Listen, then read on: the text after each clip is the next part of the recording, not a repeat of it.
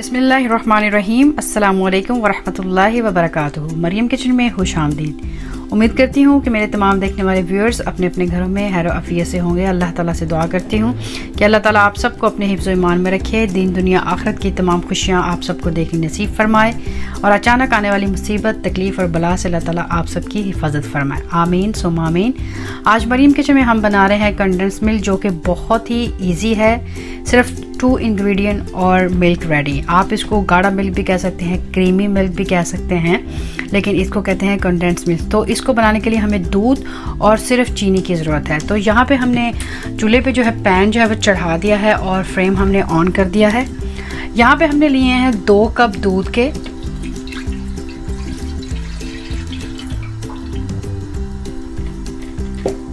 और साथ ही हमने यहाँ पे ली है 1 कप शुगर।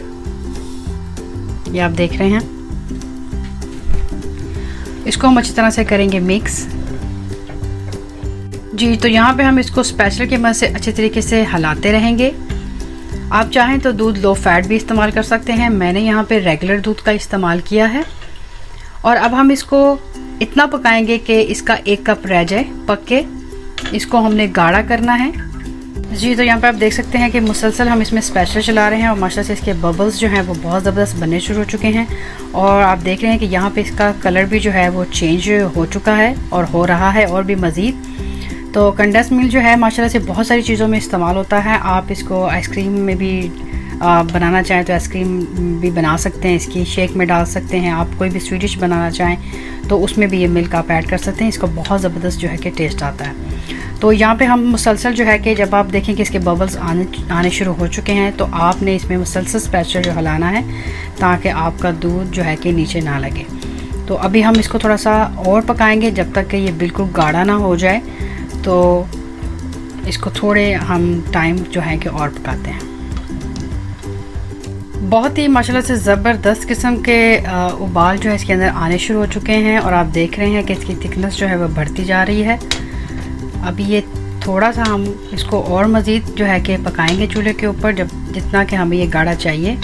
आप देख रहे हैं कि कलर इसका बहुत ही ज़बरदस्त किस्म का चेंज जो है कि हो चुका है। और स्पैचुला आपने हिलाते जाना है और साइडों से जो है कि इसकी मलाई को आपने इसके अंदर ऐड करते जाना है।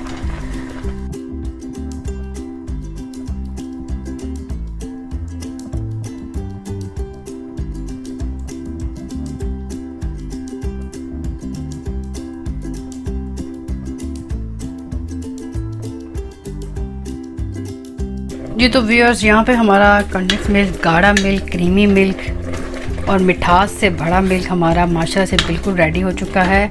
ये देख सकते हैं आप। और ये भी याद रखिएगा जब हम इसको ठंडा करने के लिए रखते हैं तो ये थोड़ा सा और गाढ़ा होता है। तो इस स्टेज पे जो है कि ये बिल्कुल रेडी हो चुका है। यहाँ पे हम चूल्हा अपना बंद कर देते हैं और इसको आप किसी शीशे के जार में, किसी प्लास्टिक के जार में इसको आप डाल के फ्रिज में रख सकते हैं और जब भी आपको इसकी ज़रूरत पड़े आप इसको इस्तेमाल कर सकते हैं। ये देखिए आप।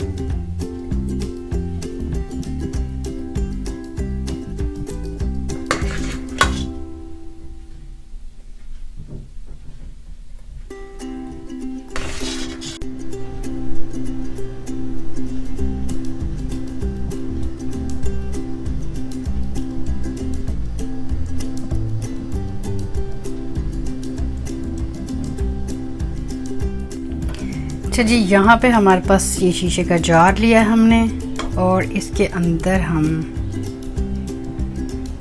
डालेंगे मिल्क, कंडेंस मिल्क को अच्छी तरह से हम भर लेंगे जितना भी पतीले के अंदर है